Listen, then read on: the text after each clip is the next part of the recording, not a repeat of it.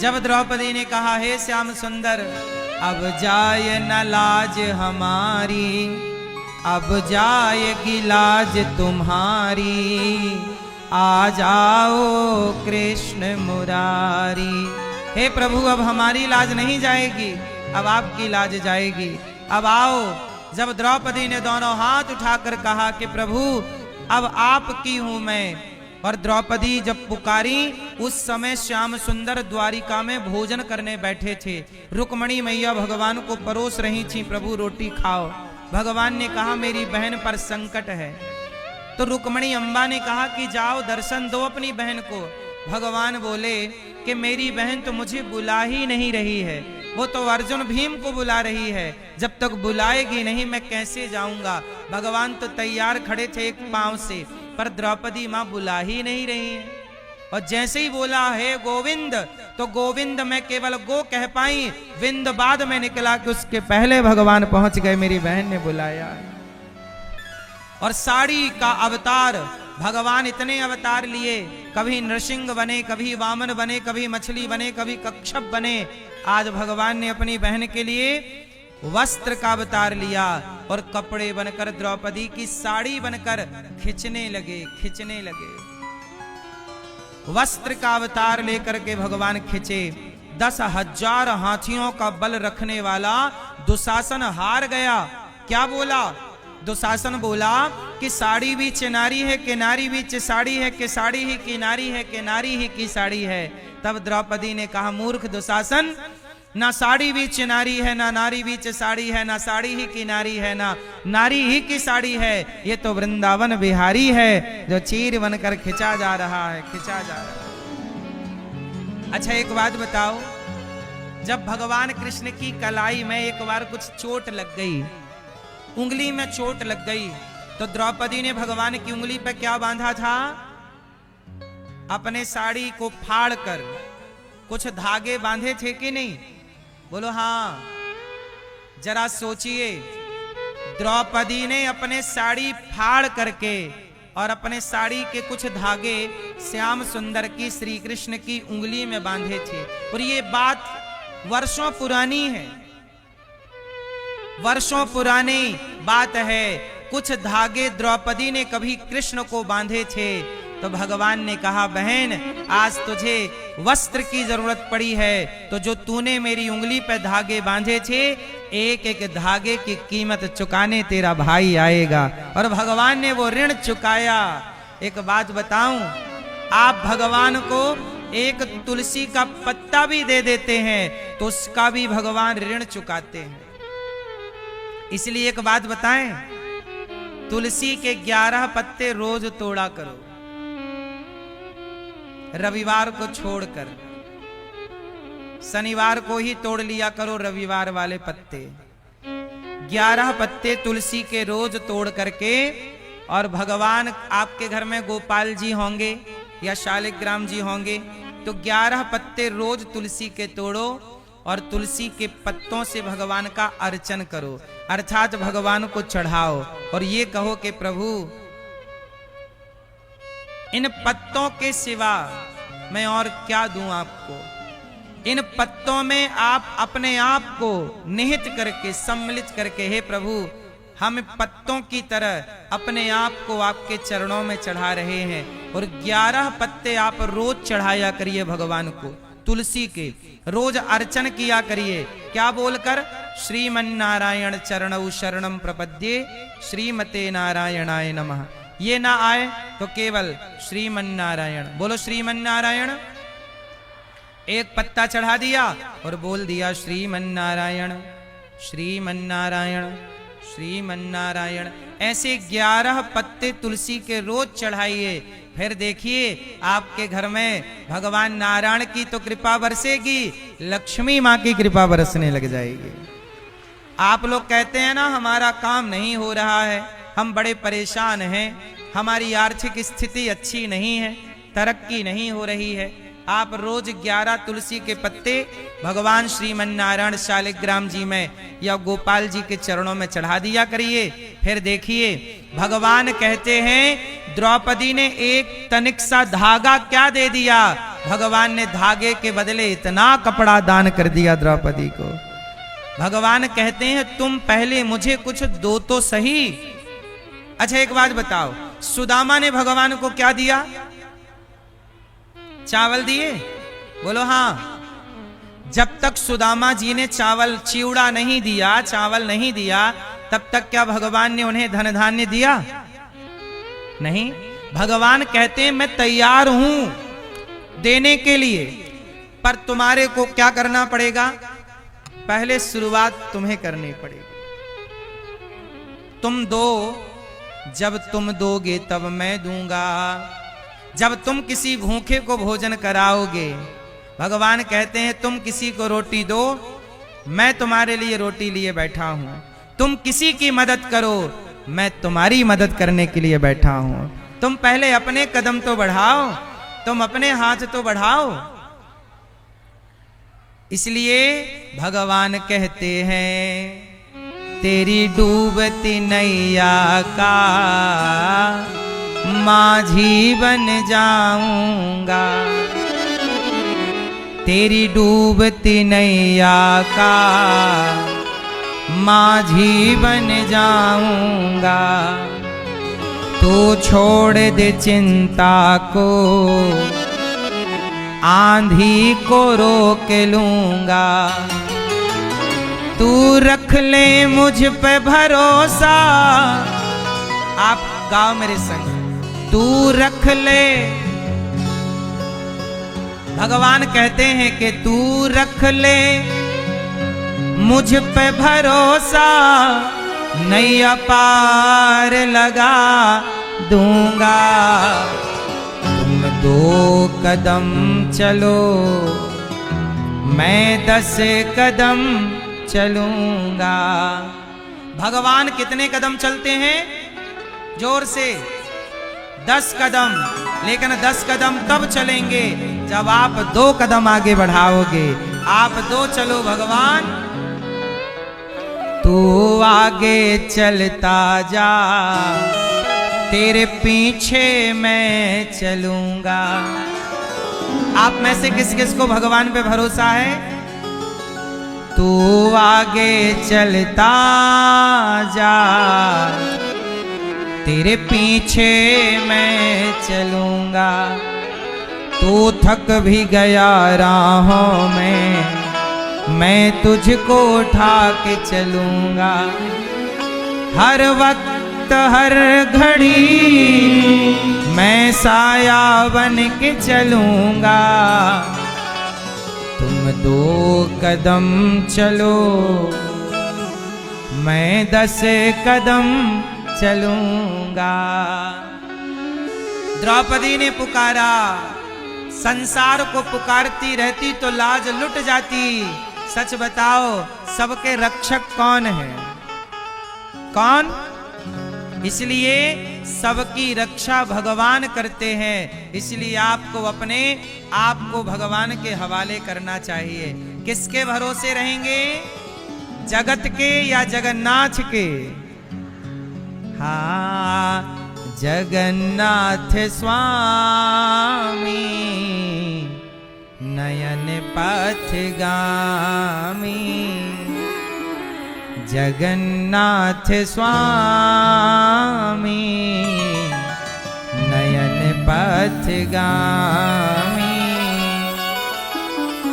ऐसे भगवान जो सच्चिदानंद स्वरूप हैं, राधा कृष्ण को हम बारंबार प्रणाम करते हैं।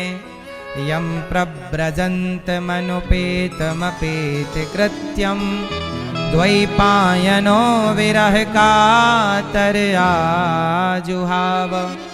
पुत्रेति तन्मयतया तर्वोऽभिनेदुस्, तं सर्वभूत हृदयं मुनिमानतोऽस्मि। सुखदेव भगवान प्रकट हो गए। सुखदेव जी जब प्रकट हुए तो जन्म लेते ही चल पड़े। अच्छा मैया एक बात बताओ, सुखदेव जी भगवान का दर्शन करने जा रहे हैं। अच्छा, भगवान की प्राप्ति किस उम्र में होनी चाहिए? लड़कपन में, जवानी में कि बुढ़ापे में? भगवान की प्राप्ति कब कर लें बताओ? भगवान को पाने की सही उम्र क्या है? सवाल आपसे। मैया क्या बोलती तू? लास्ट में भगवान को पाने की सही उम्र क्या है? लड़कपन, जवानी की बुढ़ापा? क्या उम्र है? मैया, चश्मा वाली मैया, क्या उम्र है मेरी माँ? क्या उम्र है? लड़कपन, जवानी, बुढ़ापा? हाँ। अच्छा ये बताओ, ध्रुव जी और प्रहलाद जी ने कब पा लिया? लड़कपन में, जवानी में कि बुढ़ापे में? भगवान को पाने की सही उम्र क्या है? हम कहते हैं अपने छोटे छोटे बच्चों को पढ़ाओ, लिखाओ, योग्य बनाओ, डॉक्टर, इंजीनियर, एडवोकेट बनाओ, पैसा कमाना सिखाओ, लेकिन पहले लड़कपन में उन्हें भगवान से जोड़ देना। यदि भगवान से जुड़ गए तो जीवन में वो सफल तो होंगे पर कभी परेशान नहीं होंगे, और भगवान से नहीं जुड़ेंगे तो कामयाबी तो आएगी पर वो परेशानी लाके खड़ी कर देगी।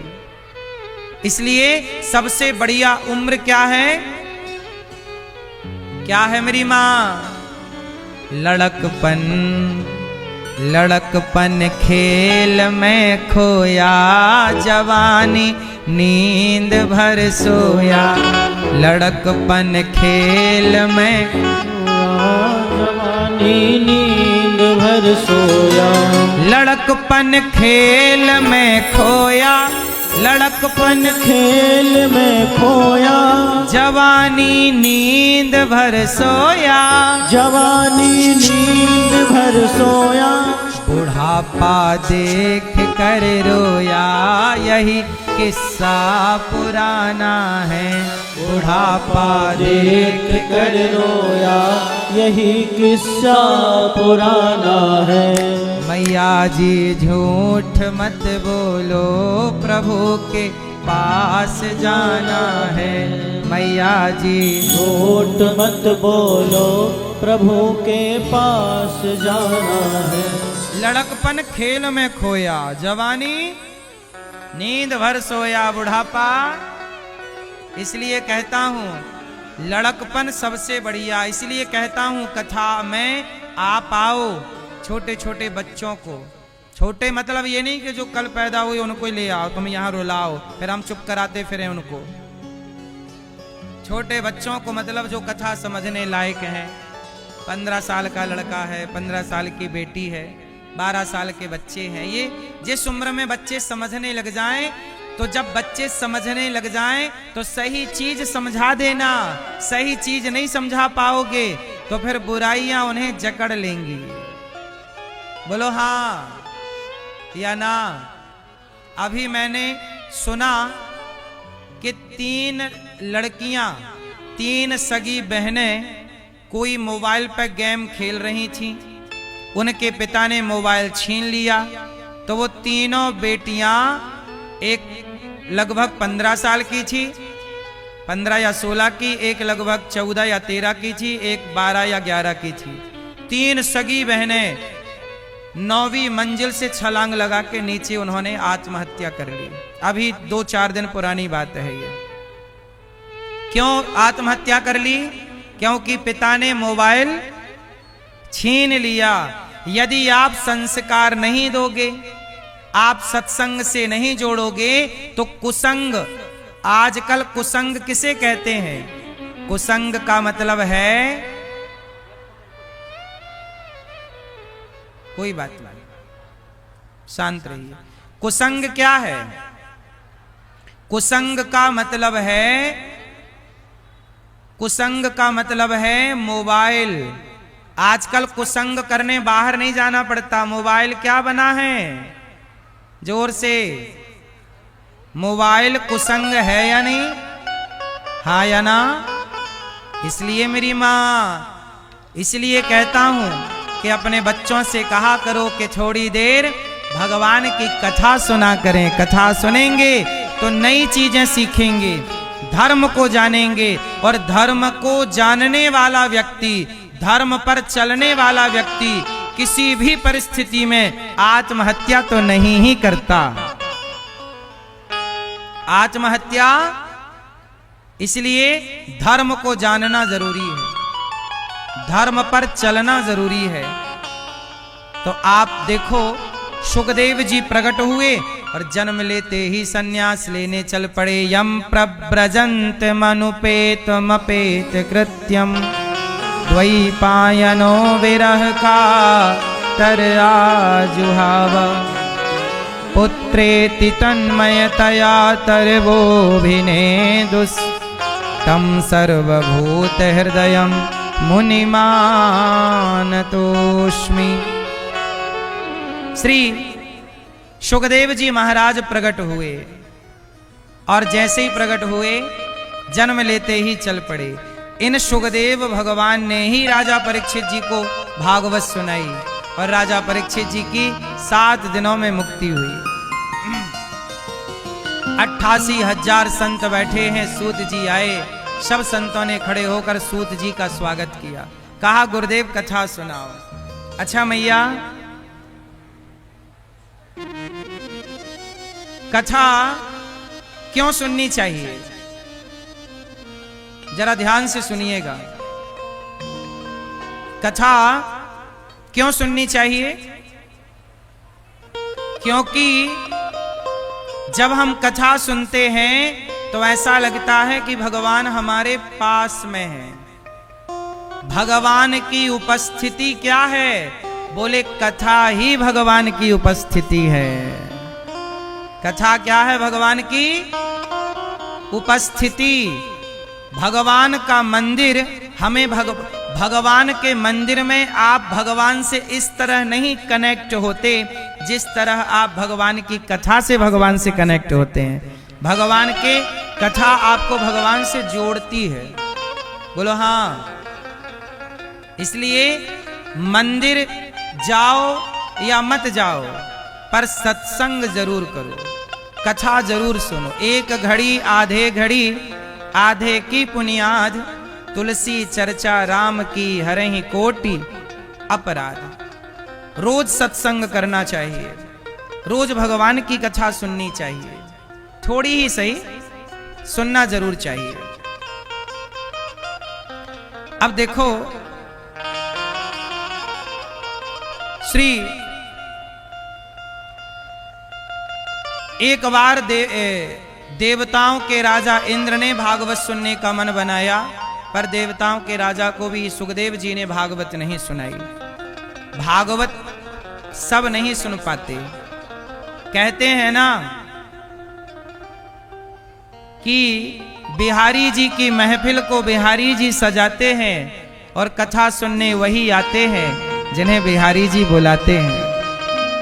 तो आप लोग जो आए हैं अपनी मर्जी से नहीं आए हैं, कहीं ना कहीं भगवान ने आपके अंदर आकर प्रेरणा दी कि चलो कथा हो रही है, हम भी सुने आए। जिनके अंदर भगवान ने प्रेरणा दी वो आ गए, और जिन्हें प्रेरित नहीं किया वो अपने घरों पर बैठे हुए हैं, जबकि हैं रक्सौल के ही। तो भगवान सबके भीतर प्रवेश नहीं करते, आपके भीतर शुश्रू सुभिष्ट क्षणात् भगवान आपके ऊपर प्रवेश, आपके भीतर प्रवेश करके, और भगवान ने कहा कि चलो कथा में, और आप चले आए। एक बार देवताओं के राजा इंद्र ने कहा कि मैं भी भागवत सुनूंगा, पर सुखदेव जी के पास गए तो सुखदेव जी ने मना कर दिया। बोले हम आपको भागवत नहीं सुनाएंगे। क्यों नहीं सुनाएंगे? क्योंकि आपके अंदर श्रद्धा नहीं है। आप तो सौदा करने आए हैं। एवं विनिमय जाते सुधार आज्ञा प्रपीयता, अदला बदली करने आए। अच्छा, इंद्र के पास ना स्वर्ग का अमृत है। इंद्र के पास क्या है? स्वर्ग का अमृत। एक बार क्या हुआ, स्वर्ग का अमृत लेके राजा इंद्र आए और सुखदेव जी से बोले कि स्वर्ग का अमृत आप परीक्षित को पिला दो, और ये